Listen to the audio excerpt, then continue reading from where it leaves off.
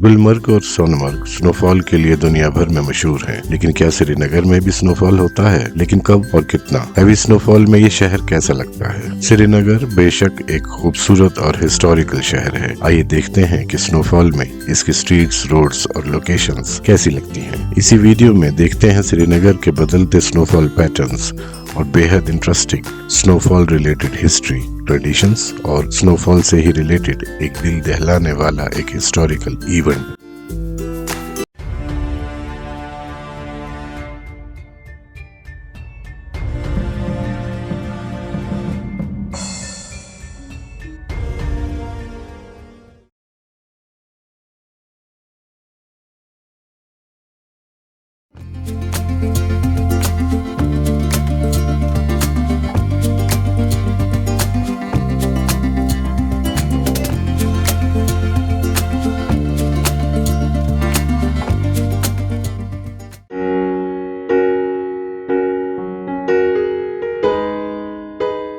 झेलम दरिया के दोनों किनारों पर 6th सेंचुरी से बसा श्रीनगर J&K का सबसे बड़ा शहर है।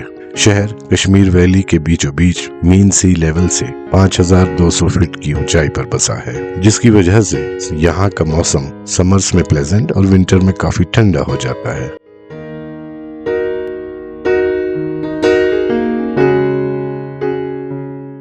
अनडाउटफुली स्नोफॉल कुदरत का एक बहुत ही खूबसूरत फिनोमेना है। विंटर में श्रीनगर में मॉडरेट से हैवी स्नोफॉल होती है, जिसको न सिर्फ लोकल कश्मीरी लोग बहुत एंजॉय करते हैं, बल्कि स्नोफॉल देखने दुनिया भर से टूरिस्ट कश्मीर का रुख करते हैं। लेकिन अगर आप स्नोफॉल के शौकीन हैं, तो बड़ा सवाल ये है कि ये स्नोफॉल होती कब है? इसे देखने का बेस्ट टाइम कौन सा है? असल में श्रीनगर में स्नोफॉल नवंबर से लेकर मार्च तक कभी भी हो सकता है, लेकिन प्रेजेंट वेदर ट्रेंड्स के हिसाब से जनवरी एंड और फरवरी आपके लिए स्नोफॉल एंजॉय करने के लिए बेस्ट टाइम है।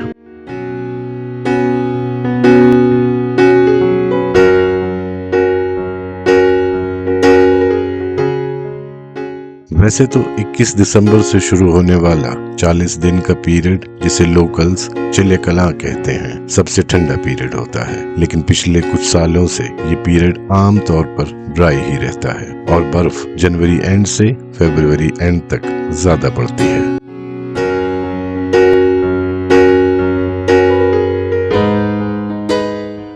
श्रीनगर स्नोफॉल में एक नया ही नजारा पेश करता है, जो शायद शहर के किसी भी मौसम के व्यूज से ज्यादा खूबसूरत और अट्रैक्टिव है।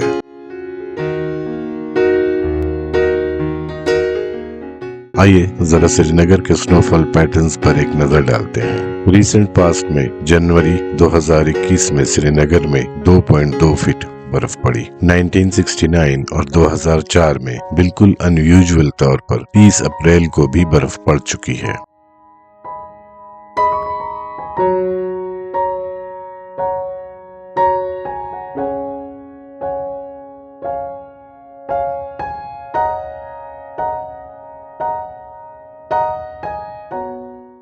कहते हैं 1950s और 60s में श्रीनगर में नॉर्मली 3 से 4 फीट तक गहरी बर्फ पड़ती थी। इससे पहले अर्ली 20th सेंचुरी में 8 फुट बर्फ श्रीनगर के लिए नॉर्मल था।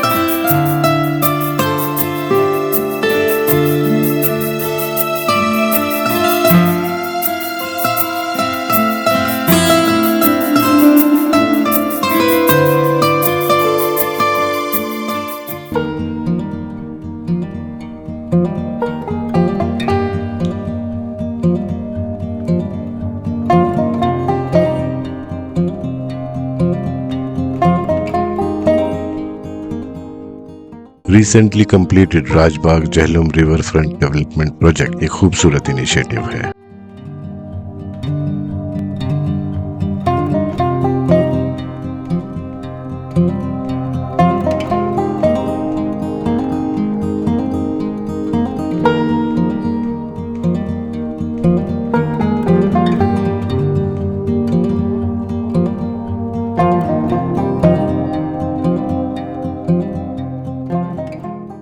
ریسنٹ ہسٹری میں 2021 میں پارشلی اور 1962-63 اور 1986-87 میں فیمس ڈل لیک کمپلیٹلی فریز بھی ہو چکی ہے۔ 1963 میں اس وقت کے پرائم منسٹر آف کشمیر بخشی غلام محمد نے open hooded Land Rover jeep بھی ڈل پر چلائی۔ کہا جاتا ہے کہ 1763 میں مولر لیک تک سردی سے جم گئی تھی۔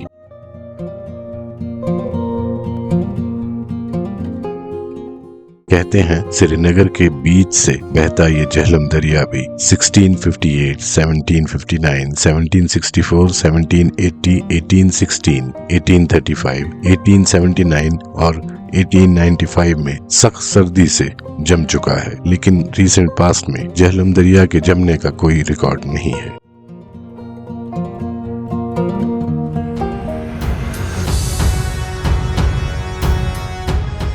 کہا جاتا ہے 14 سینچری کے شروعات میں کشمیر کے راجہ سمہا دیو کے دور میں ایک تاتار وارلارڈ زلچو نے کشمیر پر حملہ کیا اور قتل عام کیا، سری نگر شہر کو آگ لگائی اور بہت سارے لوگوں کو قیدی بنا کر کشمیر سے نکلنے کے لیے ساؤتھ کی طرف کا رخ کیا، لیکن ایک خطرناک برفانی طوفان نے اس کو آ لیا، جس نے اس کو، اس کی فوج کو اور بدقسمت کشمیری بندیوں کو سبھی کو ختم کر دیا۔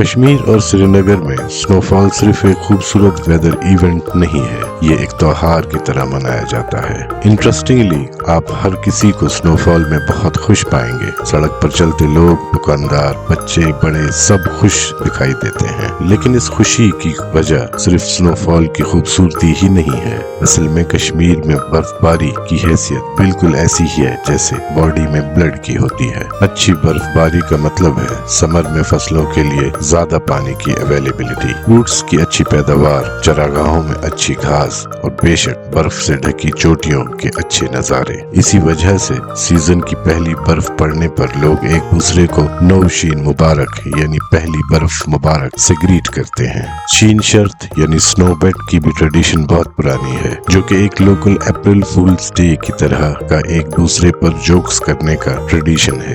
اس کے علاوہ شین جنگ یعنی ایک دوسرے پر برف پھینکنا بھی ایک خوشی کا ہی ایکسپریشن ہے۔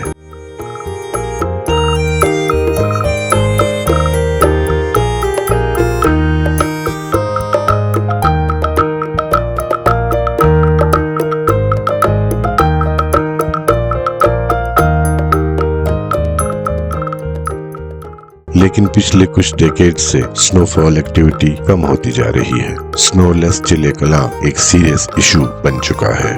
اگر ایکسپرٹس کی بات مانی جائے تو فیوچر میں سنو فال ایکٹیویٹی اتنی کم ہو سکتی ہے کہ شاید سری نگر کے لوگوں کو بھی سنو فال دیکھنے کے لیے گلمرگ اور سونمرگ جانا پڑے۔ سنو لیس ونٹر نہ صرف ونٹر کا سارا چارم ختم کر دے گی، بلکہ ایگریکلچر، ویجیٹیشن، ٹورزم اور کشمیر کی ساری اکانومی کو بھی بہت بری طرح سے متاثر کرے گی۔ گلوبل وارمنگ، انکنٹرولڈ پولیوشن اور رائزنگ ٹیمپریچر ایک بڑا چیلنج بن چکا ہے۔ یہ ہم سب کی کلیکٹیو رسپانسبلٹی ہے کہ ہم آنے والی جنریشنز کو بھی سنو فال کی یہ خوبصورت سوغات ویسے ہی دیں جیسے ہم نے اپنے بڑوں سے پائی۔ شاید یہ نیچر کے اس خوبصورت ڈسپلے اور اس کو بنانے والے سے اپنا کمٹمنٹ دکھانے کا ایک خوبصورت طریقہ بھی ہے۔ انوائرمنٹل پروٹیکشن، کلائمیٹ چینج اب صرف ایکسپرٹس کی سائنٹیفک اور بکش نالج نہیں ہے، بلکہ یہ اب ایک پریزنٹ ڈے ہارش ریالٹی ہے جس کا اثر ہم سب کی ڈے ٹو ڈے لائف پر پڑ رہا ہے۔ لوکلز ہو یا ٹورسٹ، گورنمنٹ ہو یا نان گورنمنٹ، انڈیویجول ہو یا گروپ، سب کو کنٹریبیوٹ کرنا ہوگا تاکہ سنو فال کے یہ خوبصورت ویوز صرف ایک کہانی ہی نہ بن کے رہ جائیں۔